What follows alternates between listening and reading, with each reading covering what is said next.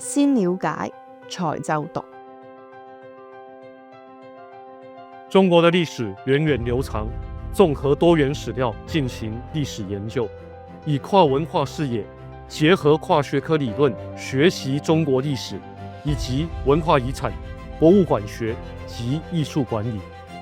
中國歷史教育有多元化的發展。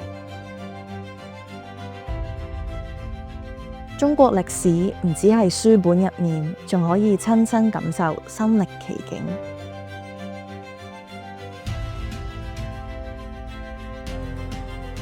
深入大灣區，探索中華文明，呈現千年記憶。